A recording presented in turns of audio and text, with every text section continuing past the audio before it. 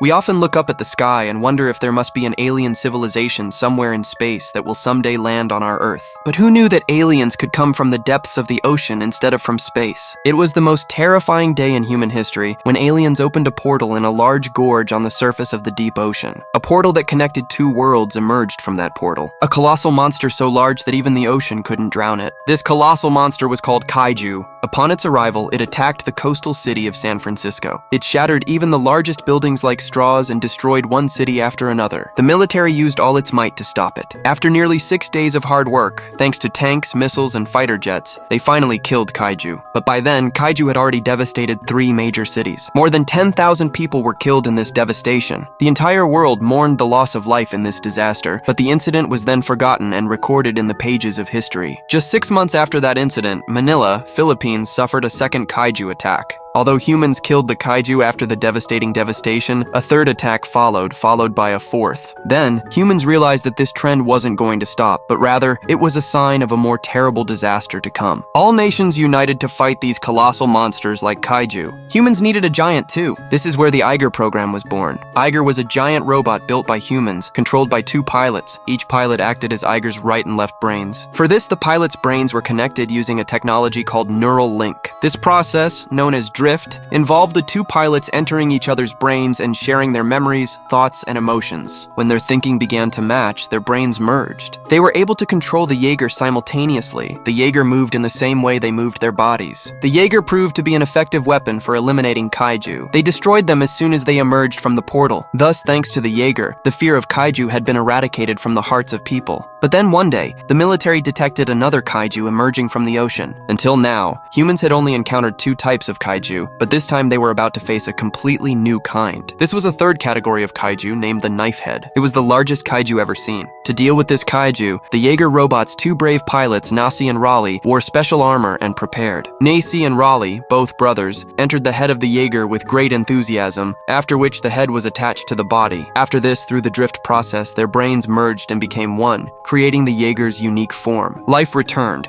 and then Nasi and Raleigh piloted the Jaeger into the ocean. Meanwhile, Marshal Stack of the Jaeger force was constantly monitoring them from the control room. The vessel was so massive that even after plunging into the ocean, only half of its body was submerged. In the same ocean, a ship was facing stormy waves. Those waves signaled something large approaching the ship. Just then, the monstrous Kaiju emerged from the depths of the ocean and stood before the ship like death. Trembling with fear, the ship's crew members prayed to God. Perhaps God had heard their prayers, because at that very moment, a massive hand lifted the ship like a toy and carried it to safety. That hand belonged to Jaeger, and Raleigh and Sissy had arrived to confront the Kaiju. The next moment, they both clashed with the monstrous Kaiju. After a couple of punches, the Kaiju was attacked with the plasma cannon in Jaeger's hand, sending the Kaiju flying away. It was impossible for any Kaiju to get back up after this blow. Nasi and Raleigh started returning, celebrating their victory. Marshall, from the control room, saw that the Kaiju was still alive. Marshall ordered Yancey and Raleigh to leave as quickly as possible, but before Nasi and Raleigh could do anything,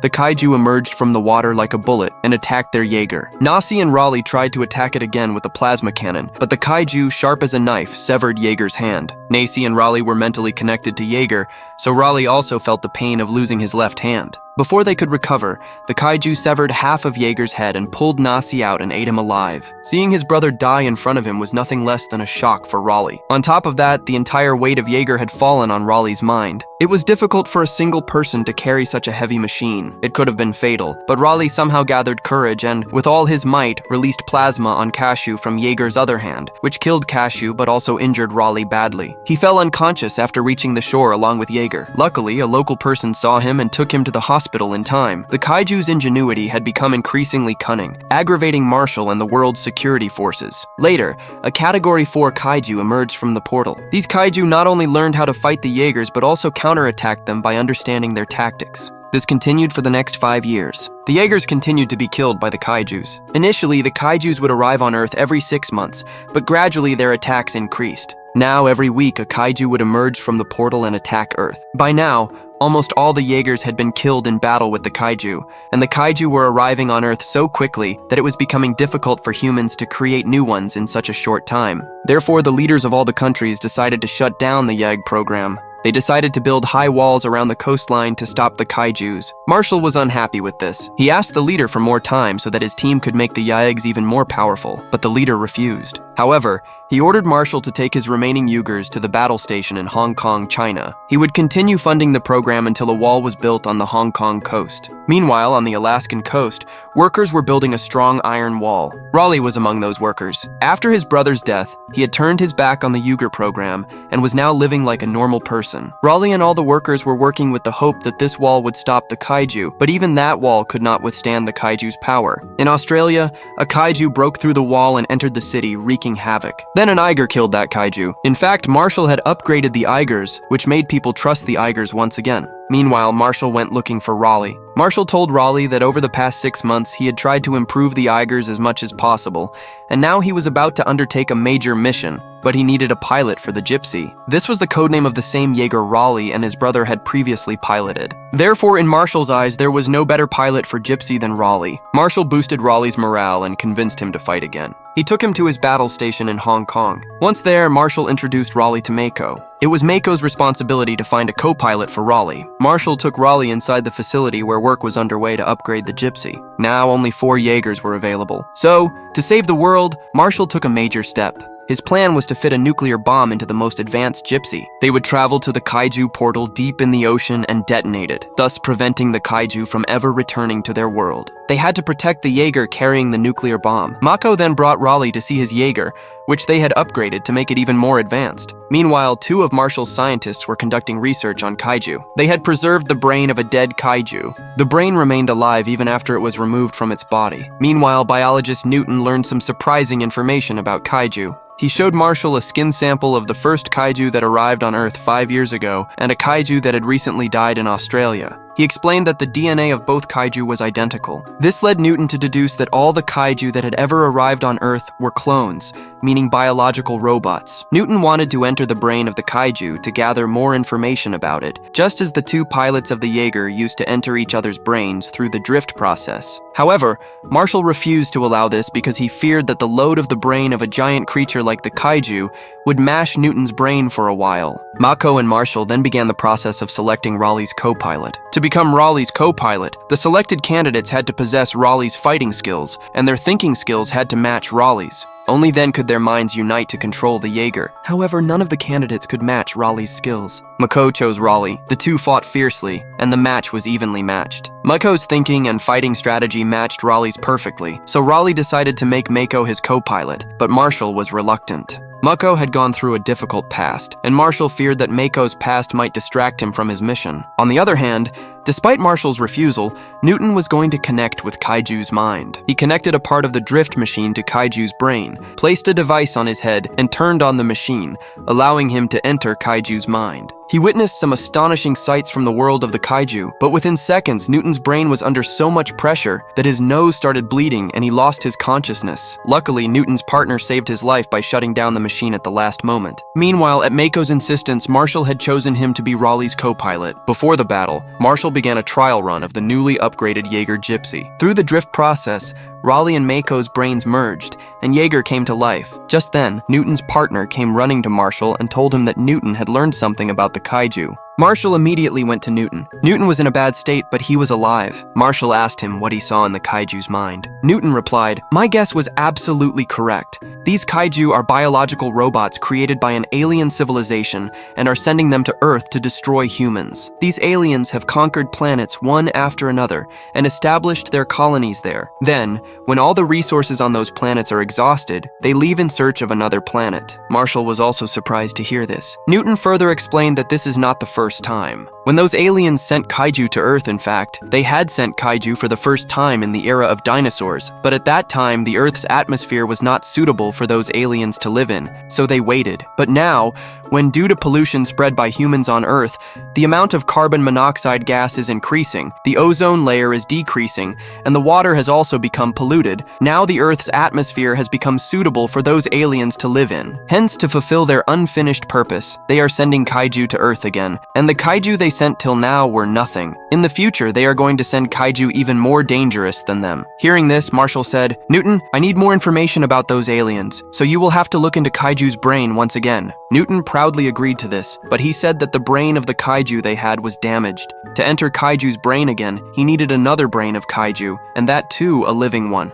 On this, Marshall sent Newton to a man named Hannibal Chow, who lived in the same city. He provided the address of a man who, immediately after killing a kaiju, would remove their organs, such as brains, livers, and other organs, preserve them, and illegally sell them on the black market for exorbitant prices. Newton immediately left to meet Hannibal Chow. Meanwhile, Raleigh and Mako's Jaeger was undergoing a trial run. The synchronization between their minds was working perfectly, but suddenly Mako became lost in a flashback, distracting her from her goal. Mako was reliving a childhood incident in which a kaiju attacked the city, killing Mako's parents. A frightened Mako was running from the kaiju alone. This drift process made Mako feel as if she was reliving those memories, and because Raleigh's brain was also connected to Mako, he could also see those memories. Raleigh tried to convince Mako that all this wasn't real, but Mako couldn't control herself. Then, a Jaeger from one of those memories attacked her. Mako was so frightened by these events that she activated Jaeger's plasma cannon, which was about to blow up the entire facility. Seeing this, everyone in the facility fled, but at that very moment, the operator disconnected the power supply to the entire facility, shutting down Jaeger as well, and Mako was shaken out of her memories. What Marshall feared happened. Marshall immediately changed his decision to make Mako Raleigh's co-pilot. Meanwhile, Newton, searching for Hannibal Chow, went to his secret base. The place was nothing less than a paradise for a biologist like Newton, as Chow's men had preserved every part of Kaiju there, even preserving the parasites found in Kaiju's body. Just then, Chow arrived. Newton told Chow that he needed Kaiju's second brain. In fact, to operate such a massive body, Kaiju also has two brains, one in the head and the other near the spine. Newton needed the second brain because it could be safely removed from the Kaiju's body. Hearing this, Chow asked Newton, "What will you do with the Kaiju's brain?" Newton replied, "I need to enter the Kaiju's brain through the drift. Every Kaiju's brain is connected to the aliens who created them. So by entering the Kaiju's brain, I want to extract information about those aliens." Hearing this, Chow looked into Newton's eyes. Seeing his eyes red, Chow realized that Newton had already entered the Kaiju's brain through the drift. Upon learning this, Chow suddenly said, "You don't know how big a fool you've made." Meanwhile, Marshall's team detected two Kaiju emerging from the portal simultaneously. This was the first time two Kaiju had emerged from the portal simultaneously. This worried Marshall and his team. Marshall prepared his 3 Jaegers to deal with them. The 3 Jaegers landed in the ocean, after which a fierce battle broke out between the Jaegers and the Kaiju, but the two Kaiju were both extremely powerful and cunning. They crushed 2 of the Jaegers along with their pilots. Seeing this, the pilots of the 3rd and most advanced Jaeger confronted the Kaiju. They picked up a Kaiju and threw it away and killed it. They activated missiles to destroy it, but before they could attack, the 2nd Kaiju released an electromagnetic pulse from its back, which caused a power outage in the entire city, and the Jaeger's power also went off. Marshall and his team were stunned to see this new power of the Kaiju. Marshall told his technician to restart the Jaeger immediately, but the technician said, "We can't do anything now, sir, because once it shuts down, the Jaeger system takes 2 hours to reset. It's our bad luck that all our Jaegers run on electricity." Then Raleigh said, "Not all, Marshall. Perhaps you're forgetting that our Jaeger Gypsy is an old model that runs on nuclear power. Before that Kaiju destroys even the last one, you'll have to send me to battle with Mako." Hearing this, Marshall was lost in thought. On the other hand, a Kaiju was hovering around the stalled Jaeger like death, while the other Kaiju headed towards the city. Meanwhile, in the city, when Chow came to know that this time 2 Kaiju had come out of the portal, he quickly left the city and ran away. Newton started preparing for the mission. Meanwhile, Newton nervously asked,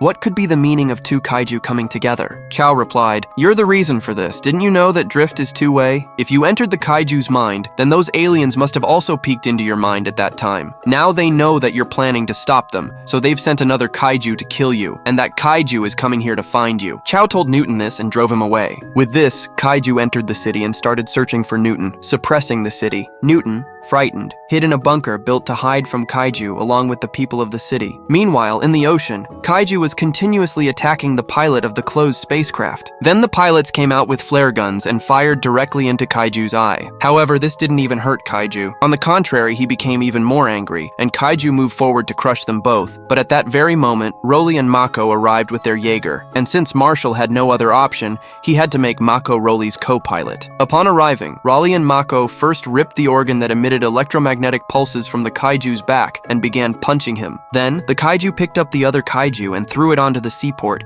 attacking it like an animal. Raleigh and Mako then picked up containers at the seaport, hitting the Kaiju on both ears. They then repeatedly attacked the Kaiju with a plasma cannon, blowing it to pieces. The kaiju was killed. Meanwhile, the other kaiju, searching for Newton, had reached the bunker. With a single blow, he tore a hole in the bunker's roof. It was now impossible for Newton to escape. The kaiju stuck his long tongue in to grab Newton. But just then, Raleigh and Mako arrived. Seeing this, the kaiju abandoned Newton and ran towards them. Raleigh and Mako had brought a large ship with them. They rescued the other pilots from that ship. They beat the kaiju like a rag, but then the kaiju attacked them with its tail, knocking them away. The kaiju then grabbed them in its claws and spread its massive wings, soaring into the sky. The kaiju, carrying Raleigh and Mako's Jaeger, began to escape Earth's atmosphere, causing Jaeger to run out of oxygen. Then Raleigh and Mako snatched a sword from Jaeger's hand and slashed the kaiju's stomach, freeing them from the kaiju's claws. They began falling wildly towards the ground with Jaeger. Falling from such a height was certain, but Raleigh and Mako activated the rocket thruster on Jaeger's chest, slowing their fall, and they landed safely. Marshall was delighted with Raleigh and Mako's bravery. Marshall then set about planning to blow up the aliens' portal. Meanwhile, Newton, fearing for his own life, returned to Chow and this time threatened him and demanded that he take the kaiju's brain. On being asked, Chow brought Newton along with him to the dead body of the kaiju that had fallen from above and died. His team had entered inside the body to extract the internal organs of the kaiju, but unfortunately the kaiju had suffered brain damage. Suddenly the team heard a sound like a heartbeat inside the kaiju, hearing which they all got scared. Newton also heard that sound on the walkie-talkie. Hearing that sound, he understood that the kaiju was pregnant. Then in the next moment, the baby kaiju suddenly came out by tearing its mother's stomach. Seeing this, everyone started running away from there in fear, but Newton fell down in a hurry. Newton was about to become the first meal of the baby, but the baby kaiju's neck got entangled in its own umbilical cord, due to which it suffocated and died before reaching Newton. Just then, Chow arrived there. It was as if Chow had found a treasure in the form of the baby kaiju, and he was about to grab it too. But suddenly, the baby kaiju woke up and swallowed the Chow alive.